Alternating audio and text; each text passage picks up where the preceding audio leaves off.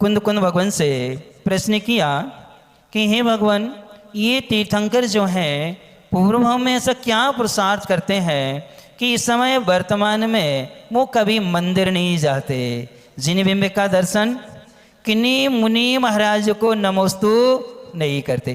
किन्हीं मुनि महाराज को आहार आदि के मुनि महाराज का तीर्थंकर प्रकृति वालों का सामना नहीं होता। ग्रस्त में है, बाल्यावस्था में है, तब भी उनका क्या नहीं होता है, प्रत्यक्ष आमना सामना नहीं होता है।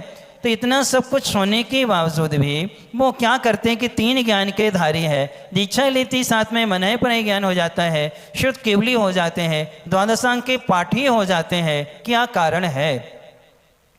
तो उन्होंने उसका समाधान दिया है, विनीने सुदमदीनम यदि पमादेने होदि विसर्दे तम को पर भवे बड्डदी केवल नानम च आहवदी।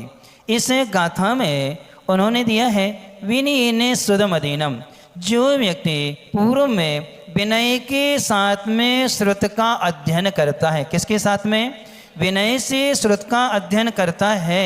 वह यदि प्रमादेन, यदि प्रमाद से वो भूल जाए, वर्तमान में क्या है, प्रमाद से इंद्रियों में शिथिलता आ जाने से, या फिर हमारा ज्ञानवर्ण कर्म का मंदोच्छुभ सम होने से यदि हम उसको भूल भी जाते हैं, तो ने कहा पर भवे, अगले भाव में अवधि ज्ञान को करते करते केवल ज्ञान को भी क्या करा देता है, प्राप्त करा देता है। यानी वर्तमान में हम विनय से जो भी स्वाध्याय करेंगे, ये स्वाध्याय यदि इस भाव में काम में नहीं है या कोई चिंता की बात नहीं, अगले भाव में तुम जाओगे तो यह नियम से तुम्हें केवल ज्ञान करा के क्या करता है, छोड़ता है। इसलिए तीर्थंकर जो होते हैं इसके तीसरे भाव में या इंद्र के पर्याय में विनय से श्रुत का क्या करते हैं, अध्ययन करते हैं। तो इस भाव में उनको क्या है, वो अवधि ज्ञान तो करा ही देता है, और आखिरी में जब तक केवल ज्ञान नहीं हो जाता तब तक वो छूटता नहीं है। इसलिए जितनी भी स्तुतियां हैं,